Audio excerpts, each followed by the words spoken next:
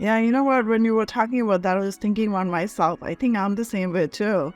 Because I was trying to grow and scale. I just figure like I wanted to be everywhere, wanted to be top of everything.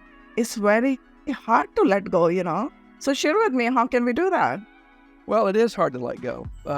And part of it is, it's your baby, particularly if you start the business, you know everything about it. I mean, you eat, sleep, and drink your business. And that's good when you first start out because you have to kind of do that unless you just have an excessive amount of funding. You have to really touch everything, do everything. But as the business begins to grow, what you find is you can't keep up with it. You've got to be willing to let go. I find three common traits with most business owners. The first one is most of them are really, really just too busy.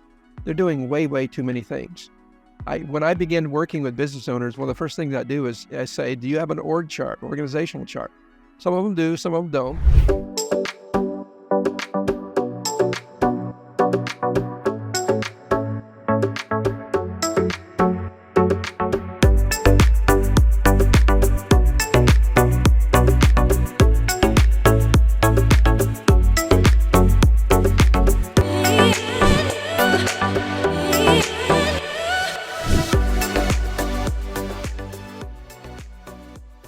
This is the Real Estate Wife Show, and I'm your host, Vinki Loomba. And today I have a very special guest, my good friend, Dave Pennington.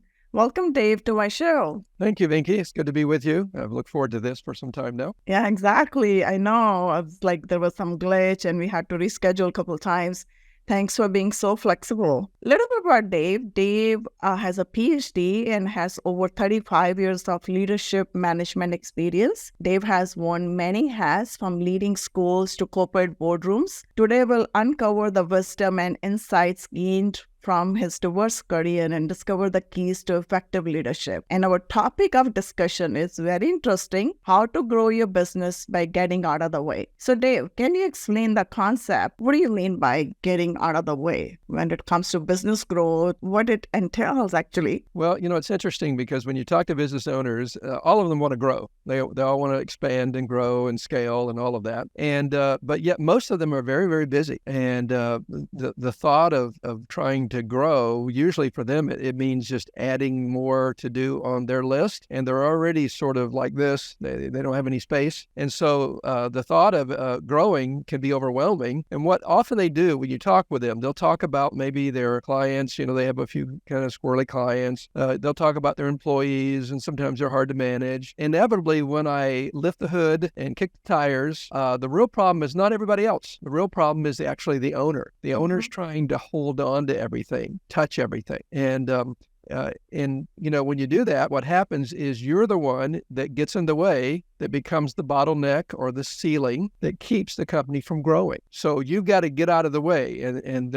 I have a process and a system that I help owners discover how they can get out of the way, so that way their business can grow. So that's what we mean by getting out of the way. Yeah, you know what? When you were talking about that, I was thinking about myself. I think I'm the same way too. Because I was trying to grow and scale. I just figure like I wanted to be everywhere, wanted to be top of everything. It's very hard to let go.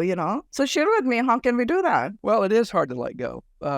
And part of it is, it's your baby, particularly if you start the business, you know everything about it. I mean, you eat, sleep, and drink your business. And that's good when you first start out because you have to kind of do that unless you just have an excessive amount of funding. You have to really touch everything, do everything. But as the business begins to grow, what you find is you can't keep up with it. You've got to be willing to let go. I find three common traits with most business owners. The first one is most of them are really, really just too busy. They're doing way, way too many things. When I begin working with business owners, one of the first things I do is I say, do you have an org chart, organizational chart? Some of them do, some of them don't. But inevitably, when I talk with them, here's kind of how their org chart looks. They're the owner, and they have one straight line down, a very wide horizontal line, and they're overseeing 10, 12, 15 different areas of their company. And that's just exhausting. And what's happening is they're just overextended. And so the thought of adding more to them just is overwhelming.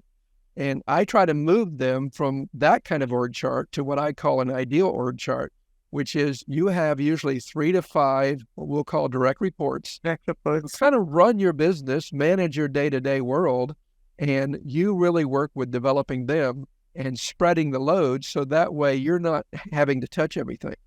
So the first trait I find is they're just really, really busy.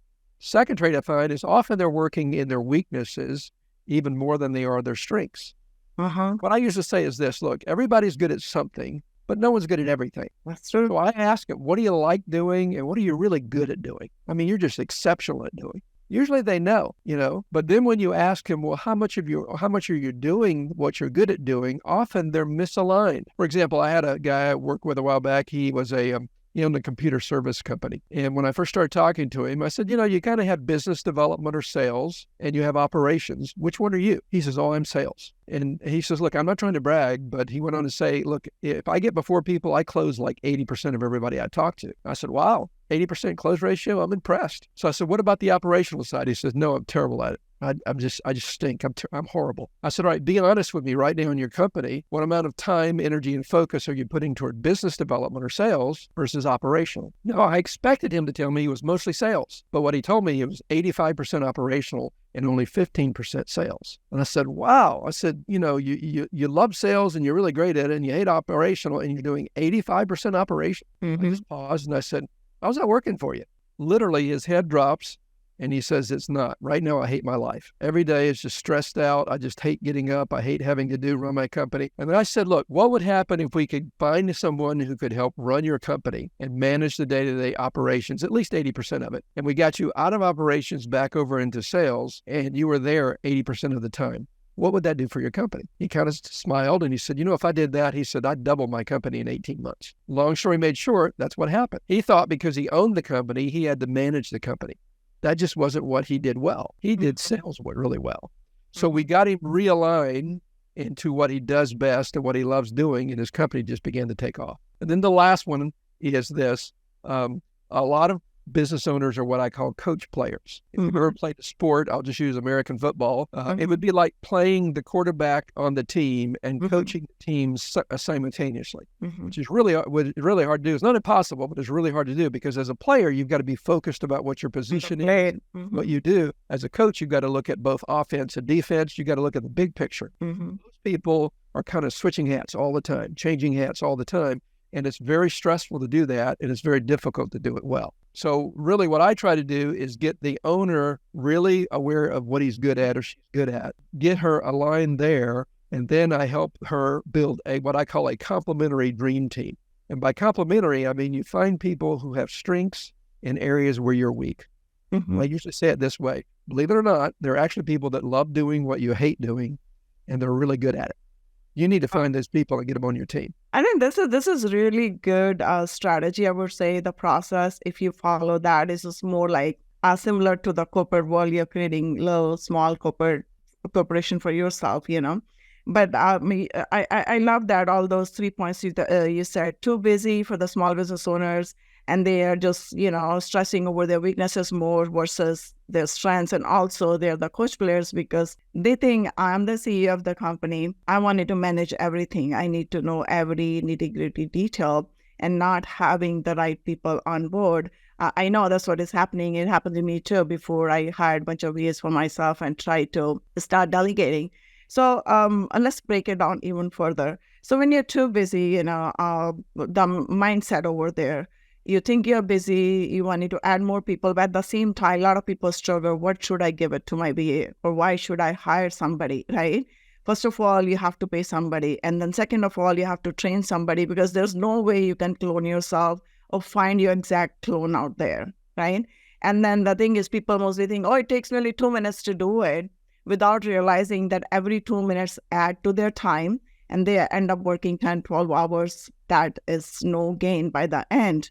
And they don't want to delegate that because if I hire somebody, I have to pay money, I have to train somebody, it's going to take me time. I don't even know how long it's going to take me to get there versus I'll do it myself and move on to the next thing very quickly. But in reality, it's something different. So if you can shed some light on that. Yeah, what happens is we just keep adding hats, okay? I'll give you an example. I had a client a while back. I had him for a couple of years, and he owned a company, smaller company, but he made really good income with what he did. And I was asking him when we first onboarded him, started talking to him. I said, well, tell me a little bit about what you do in your company. His name is Ethan. And he says, well, I do this and this. And he says, I do all the financials. He's the owner of the company. He says, I do all the financials. I said, really? That's interesting. I said, you do payables, receivables, payroll? Yeah, I do all that. I said, wow. I said, you like doing that stuff? He said, not really. And I said, are you good at doing that stuff? He said, no, not really. And I said, well, how much time does it take you? And he says, about 8 to 10 hours a week. I said, wow, that's interesting. So I said, well, Ethan, let me ask you a question. I said, how much are you worth an hour? He kind of paused. He said, I'm about a $250 an hour guy. I said, okay. I said, look, I've got a deal for you. I want to do your financials. I'll do payables, receivables, payroll. I'll do all that stuff. It's only going to take me 10 hours a week, and I'm only going to charge you $250 an hour. What do you think? He kind of paused, and he just started laughing. He says, I guess I'm really paying that, aren't I? I said, yeah, you really are. He said, you realize you could get a bookkeeper for probably $35, $40 an hour who would take care of your books? Probably wouldn't take him or her 10 hours because, believe it or not, she actually knows what she's doing. Mm-hmm. And I said, and here's the real kicker. You're going to pay them $35, $40 an hour, 5 to 10 hours a week. And here's the real thing. What are you going to do with that 10 hours a week that you get back? What could you do with that would make a difference in your business? It was kind of one of those aha moments where he really just hadn't thought through it all. He was doing things that he didn't need to do, that he really wasn't competent in doing, that he didn't even like doing, trying to save money.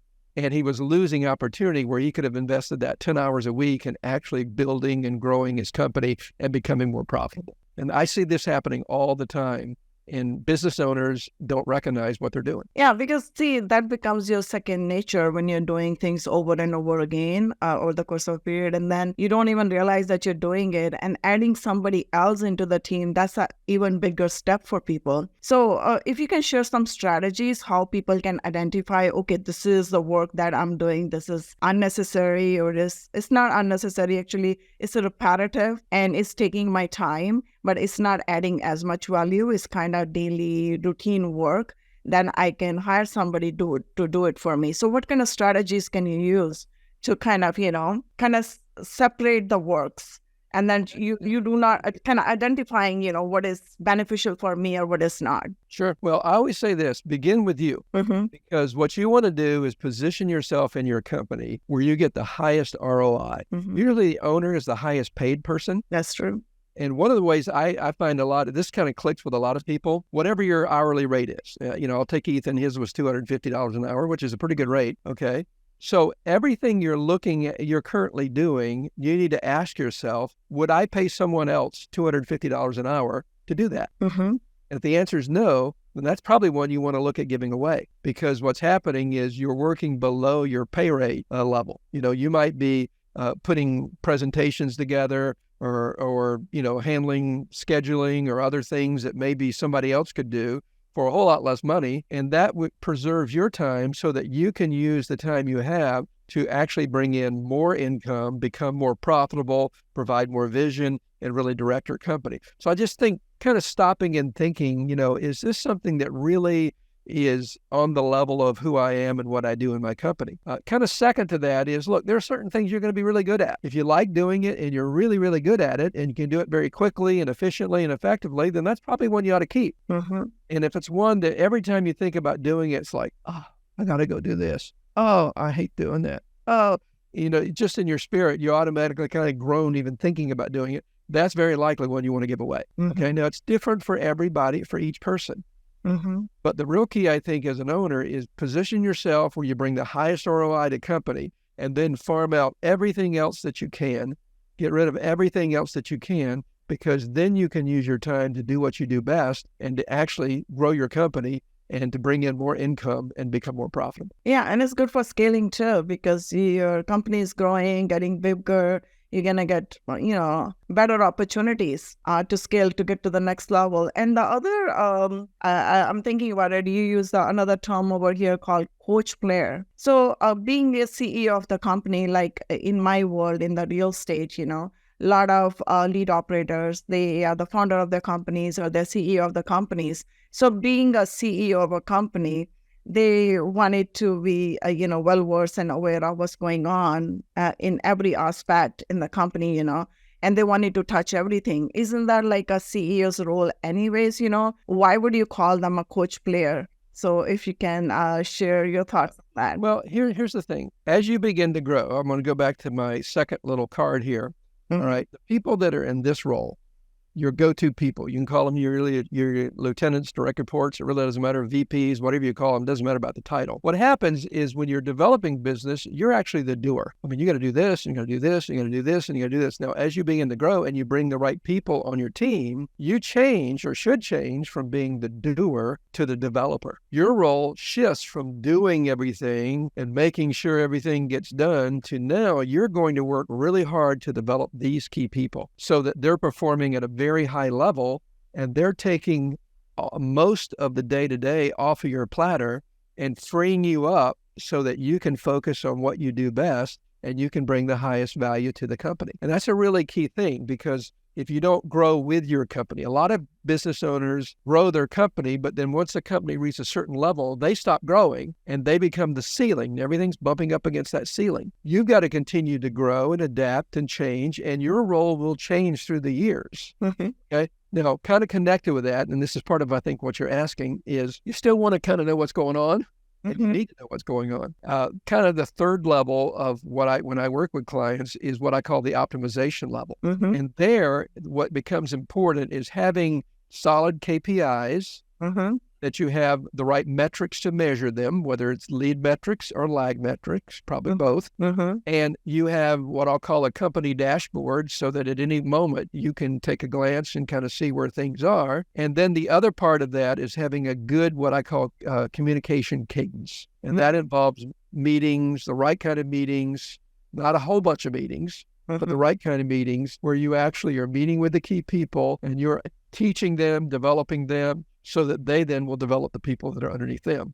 And that gives you a sense where you feel like you have your hand on the pulse, you know what's going on, but you're not necessarily involved in all the day-to-day detail. And you'll find a lot of freedom in all of that. So going from doer to developer, that's a process in itself too. So you get whatever you have done in the past, you have to lay out in a format like SOPs, like you're saying, use the KPIs. So you have to have a different processes set up. So wouldn't that take much of your time too? And a lot of people might think, oh my God, it's taking time away from my work, or what should I be focusing on? Let me just do it, forget it, and then let me get to the next level. That happens, trust me, especially in my arena, it happens all the time. So what would you say in that? I mean, in my case, I hired a VA to create my SOPs. I just wanted to make my job a little bit easier, but I wanted to hear from your side. Yeah, creating SOPs is good for you as well as for those you're training. But since you've learned it and you've developed it, it's probably not as difficult to create the SOPs as you might think. Now, it's time consuming at first, but in the long run, it's very freeing. I usually give the analogy of I don't know if you have children or not, but I do. When your children are little, as they grow, you're trying to teach them responsibility. And you might say, well, hey, I want you to go upstairs and clean your room. Okay. So they go upstairs and they do whatever they do and they come down and say, okay, my room's clean. And then you go upstairs and you inspect it and you think, that's not even close to being clean. You have to teach them how to clean. And that's painful. As a parent, it's just easier to do it yourself. But I always say it's easier to do it yourself at first. But the question you have to ask yourself is, do you want to keep doing it yourself the rest of your life? Because that's what you're setting up if you don't teach them how to do it. So just like you had to teach your children how to clean the room so they could clean it in a responsible way that would meet a certain standard, you want to do the same thing with your employees. You want to teach them how to do their jobs in a very effective and efficient way, a productive way. And it's labor intensive at first, but as they begin to catch on and they begin to grow and they take more and more off of you, and if you get the right people in place, they actually will wind up doing it even better than what you could do it. Because they're only doing that one thing. You're trying to manage everything.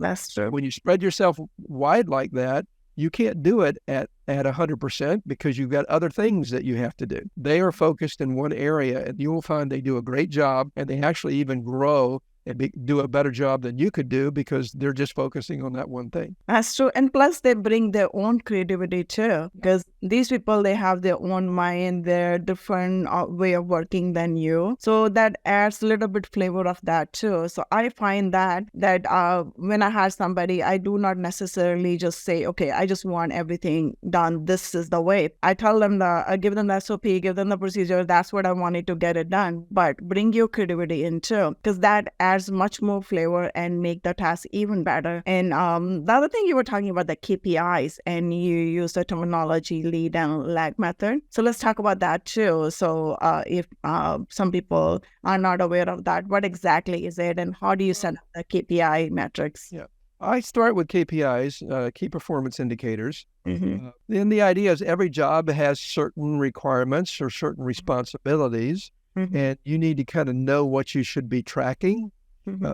It's interesting because sometimes it's amazing. I'll ask people, they have a role, they'll tell me that they have this title, they have this job, and they'll say, well, look, I understand you got a title and you got this long list of all these tasks you have to do, but let me ask you this. What are the 3 to 5 different things you need to do in your company to really be successful in your role? Often when I ask people that, they just pause. They don't really know. I had an educator a while back I was working with, and I asked her in a role, she had kind of been brought into an area, and I said, well, look, I know this is a new role for you, a new job for this year. I said, what do you need to do to be successful? At the end of the year, when you look back on the year, what 3 to 5 things you need to do to be successful? She says, honestly, I don't know. I said, wow. I said, well, have you talked to the person to whom you report? She said, I have. She says, she doesn't know either. And I'm thinking, well, how are you going to be successful at something if you don't even know what you should be doing? Mm-hmm. So we began to work with her, and she came up with the 3 to 5 areas, and we actually did some subpoints under each one of those. So what are the 3 to 5 things you need to do under each area? So you wind up with, maybe 15 things or so that you were focusing on throughout the year, and they're spread, sometimes seasonal. And then I had her go back to her boss and share with her what she is doing. And her boss loved it because now it's very focused, and she knows what she needs to be working on to be successful. The next thing, which you talked about, was the metrics. How do you track them? And you're probably familiar with both lead and lag metrics. We're probably more familiar with lag metrics, Mm-hmm. which are, at the end of the quarter, at the end of the year, or whatever, we look back upon what has happened. Usually finances is a good area. What have this income been? What are the expenses? What's been profitable? What is our cost? All those kind of things. And we actually look back and we evaluate what we've done. And then that helps us to make decisions for the future. And that's a good thing. Now, the problem with lag metrics is this. It's all after the fact. Uh-huh. Can't go back and change it. Uh-huh. Lead metrics are more metrics that you're measuring in real time. Uh-huh. So you can see trends or tendencies as they occur, and you can make adjustments on the fly. So you don't have to look at a quarter that failed or, where you lost money. You actually recognize the trend away, and you can actually set lead metrics up. I see this a lot in real estate. There are actually formulas that people do. If you want to let's say you're in residential real estate and you want to sell, I'm just picking a number here. You want to sell $6 million worth of homes. Okay. Mm-hmm.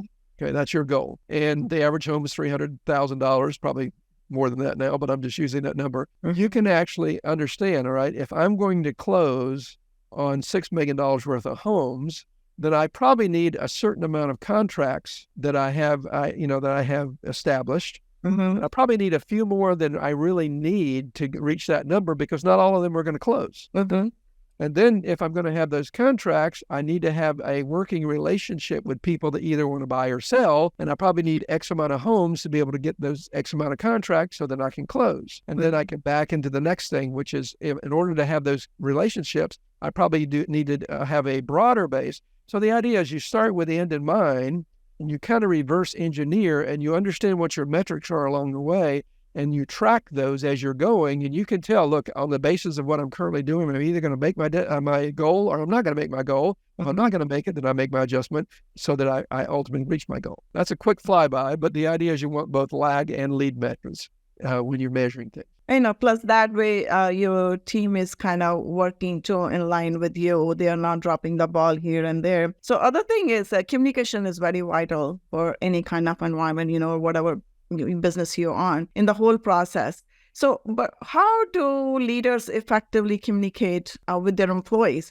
I come from a corporate world, so I have a kind of taste of both the corporate world and also the entrepreneurship. So I kind of understand that, but how communication plays a role when you are the CEO of the company and not just like getting that to your head that I'm the CEO, I own everything, and communicating or treating your people right in the team. So you're growing at an exponential level versus just kind of, coming in the way, like you were talking about, get out of the way. if you wanted to grow. So treating people right, and then using their knowledge, their creativity, and then collaboratively you are getting to your vision, and also, kind of sharing your vision with the team. So they are in line with your vision. They just not tunnel vision like in the corporate world. They're thinking, okay, I just have to do these graphics. I'm done. I don't care what happens after that. Right. Well, I think one of the things is it depends on the size of your organization, obviously. But as a leader, owner, CEO, whatever your title is, you want to set the vision for the company, and you want to communicate that vision frequently. Sometimes what happens as the owner, you feel like you just say it and say it and say it and say it and say it and say it and say it, and sure, everybody knows it. Not really. Okay. You have to say it so much that you're tired of saying it, because people don't just catch it automatically, but you share your vision. And then I think the other thing that the owner or CEO needs to do is set the culture for the organization. And a lot of the way you set the culture is the way you treat people will be the way the people that work for you treat others, even your customers, your clients. So you set the culture. And I always like to set what I call a win-win culture. In fact, just this morning, I have a couple of VAs that work for me, and I was talking with one, and we were talking about an opportunity where he's helping me with something, and I began to share, this could be a really great opportunity for you as well. I'm going to give you access to some training. You can use this in your own life, and maybe, who knows, we can even help you find some other customers that need the skill you're going to develop. And what I try to do is I try to make it a win-win situation. Sure, they're working for the company. I want them to help the company grow. I want to benefit. I'm paying the bills. I want value out of that. But you know what? They have some desires too. You're amazed how many times a boss never even thinks about the fact that the person that's working for him actually has some things they want to do in life. And I have spent time talking. I said, tell me a little bit about your family. What are some goals that you have as a family? It can be something as simple as getting a new vehicle, or perhaps finally being able to buy a home. And as an owner, you can actually shape opportunities or even rewards, like a bonus. For example, let's say they need a newer car because the one they have is just not, it's kind of on its last leg. What I can do is incentivize them and bonus them with the understanding that this bonus is going to go toward a down payment for a car, something they desperately want and need. And I want to do everything I can to help them get what they want, as well as having them help me get what I want. And as you set that tone, and then I think the real area as an owner, I go back to this little chart. These people are really key. So I want to invest in them heavily. And I want to make sure that the culture that I have for the company, they have. I want to make sure that the concern I have for the employees, they have for the people that work for them. And it kind of, I'll call, filters down to the point where it just really bonds people together, energizes you, and really allows you to take things to a new level. When you have that kind of heart for people, money comes. That's true. We let money get in the way. We're all after the result, the money. But when you treat people right, and when you develop people and invest in people and they produce, the rewards will come financially down the road. Yeah, I always say that money is the byproduct of your efforts. And coming back to, managing people, basically, I think that should be taken out of your mind completely, that you're managing people. You should not be managing people. You should be managing the work. So that's a fine line here. Because when you try to manage people, nothing happens. You just have bad relationship, bad culture in your company. That's totally wrong way of doing things. It's more like managing the work. How work is being managed is more important. And plus, you were talking about the communication, You were saying, you say so many times to the employees or whosoever's working with you and your team, trying to convey your vision, your message. But the thing is, you have to come to their wavelength to have that understanding going. Because otherwise, whatever you're saying is, they are processing it, whatever knowledge, experience they have. So they're going with that. So if they do not have the level of knowledge or experience, whatever you have, they're never going to get the point. No matter whatever you say. Part of it too, I think, is you need to help them see how whatever they do fits into the whole and helps the company accomplish the objective or goal. And that therefore they're an integral, important part of things. And they have a sizable or a valuable contribution to the company being able to grow and develop, and you value them.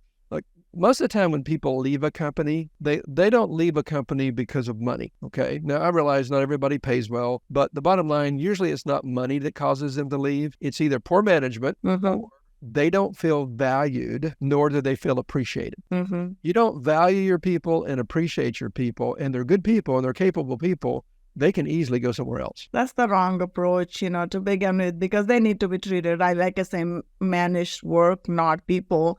With So, dignity and respect. exactly. Yeah, I know. I mean, we've been talking about all this, like powerful strategies, how to grow and scale your business. And we are kind of out of time. I wanted to ask you one more question. I can keep on talking to you because it's such an interesting conversation. So once again, I wanted to ask you the similar question you were talking about. Getting out of the way helps you scale. So on that, if you can share one golden nugget with my audience, what some of the quick strategies or tools or tips that you have in your bag that you can share that people can start saying, okay, I'm in the way of my growth. I need to get off the way. Well, I'll share a couple here. One is the idea of, all right, if you're touching everything and everything has to come through you, nobody can make a decision, nobody can move ahead without coming to you, Mm-hmm. then you're obviously over-managing. Mm-hmm. And you're going to cap out the company. Mm-hmm. There are things you do need to touch, but they need to be high-level things, Mm-hmm. not a day-to-day, mundane, routine kind of things. Mm-hmm. And so if you see yourself just trying to touch everything, feeling, and a lot of it I think is more internal, you got to ask yourself, why am I doing this? Mm-hmm. Okay, there's usually a reason, okay? It's either, you know what, I'm a little insecure, Mm-hmm. and I'm afraid if I don't touch everything, it's not going to get done right. Mm-hmm. Or it can be, you know what, I'm pretty good at this. Nobody can quite do it like I can do it. If I don't touch it, it won't be done right. Mm-hmm. Okay, so it can be pride. Another thing I see is maybe you trusted people in the past and you got burned, Mm-hmm. and you're never going to trust anybody again Mm-hmm. because someone burned you. Well, don't make everybody pay for what one person did a long time ago. Mm-hmm. You got to kind of look a little deeper within and ask yourself, why am I doing this? Because it just doesn't make sense logically. And I know that I can only do so much, and I'm going to cap myself out. I'm going to cap the company out. Mm-hmm. So I kind of need to understand why I feel the need and maybe address those internal issues that will allow me to move forward externally. Mm-hmm. It's all about you. I say that all the time. It's just like everybody else is a supporting cast around you, so they will support you the way you want it. But the only thing is, you need to know first of all what you want, where you want it to go. You need to know your address, basically. So this brings us to our rapid fire round. I'm going to ask you 5 questions. You're going to answer in one sentence or one word only. Are you ready? I'm ready. All right. So the first question is, what is one of the most important things that you have learned in your life, and how did your life change after learning it? I learned about who I am and what I do well. I love that, because a lot of people, we just get lost in the chaos called life and we forget who we are. And self-discovery is the most important thing. Share one good book that you liked it and recommend to my audience. All right. I have it right here. I just finished reading actually 2 books, but this one might be the best one for your audience. It is entitled 10X is Easier Than 2X. Mm-hmm. I I love don't know if that you're book. familiar with Dan Sullivan or not. Mm-hmm. Yes, I am. But the basic thought behind it is that the Pareto principle, 20% of what we do produces 80% of the results. Once we understand what that 20% is, we need to make that 20% the 80% of what we do. And if we do so, we'll 10X what we're doing. Mastering. That's the rule of the thumb anyways. 20-80 rule is applicable anywhere in your life. In one word, what does life mean to you? I think joy. Good one. What is your biggest passion? My biggest passion is developing people. Oh, I love that. And if you could turn back in time and talk to your younger self, what would that be? And what would you tell yourself? I would say run to what you're good at doing and what you enjoy doing as early as you can. That's a good one. So how can people reach out to you, Dave? Probably a couple ways. My website is PennCoaching, PENN coaching.com. On there are a number of ebooks you can download. If you go up to the resources area, if you want to actually speak to me, you can schedule what I call a complimentary discovery call and learn a little bit about each other and see how maybe we can work with each other. But PennCoaching, PENN coaching.com, probably the easiest way. Or if you just want to email me, dave@penncoaching.com. Thanks, Dave. I really enjoyed our conversation. I'll have you back soon again on another topic. Thanks. Thanks, Vinki.